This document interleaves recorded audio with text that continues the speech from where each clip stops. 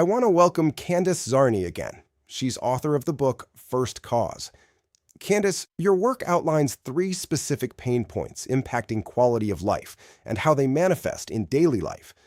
Today, let's take a look at the second symptom the book highlights, the free-floating anger. This isn't a loud, explosive rage, right? No, this is the low-grade, simmering resentment that surfaces at the absolute wrong moments aimed at the absolute wrong people. And this symptom is particularly difficult for high achievers to admit, isn't it? Because it carries an enormous amount of shame. Oh, absolutely. Unpredictable resentment simply doesn't fit the curated image of the competent, emotionally intelligent adult we all desperately want to project. We want to believe we're above petty anger, right? You want to be the person who handles things with grace. But the text gives us the story of Robert. Robert is 52. He's a senior manager, generally considered a very even-tempered, highly professional guy. Yes, but over the last year, he finds this intense, disproportionate anger bubbling up when someone cuts him off in traffic or in team meetings over tiny, inconsequential formatting errors in a spreadsheet. And then one evening, the dam breaks. He snaps really viciously at his 12-year-old daughter because she left her backpack on the bottom step of the stairs. And it's the look on her face that breaks him. It's not anger back at him, it's wariness, right? It's the realization that his child has learned to monitor his mood and watch out for this unpredictable landmine of anger that is a brutal moment of reckoning. And Robert goes and sits in his car in the driveway in the dark.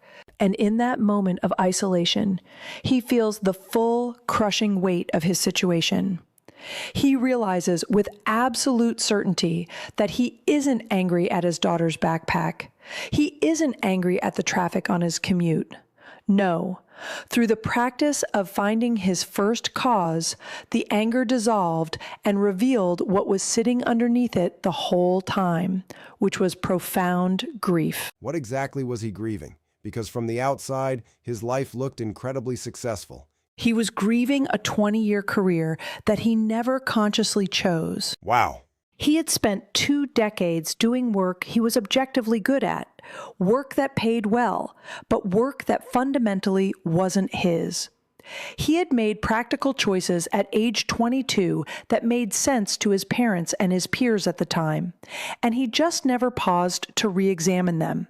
He got promoted, he got raises, and he just kept walking down a path he never actually wanted to be on. So he had been executing a life for 20 years without ever consulting himself.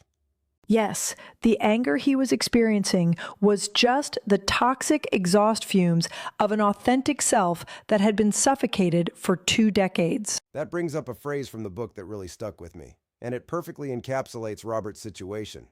You've been living someone else's answer to a question you never asked. That is chilling. It really is. You spent your whole life answering a prompt that you didn't even write. So here's where I'll leave you. Everything we talked about today starts with one thing: knowing that you've been living someone else's answer to a question you never asked.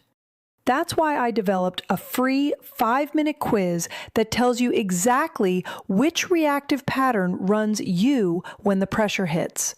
The one that's been costing you without you ever naming it. Go to consciousnesstrack.app/quiz.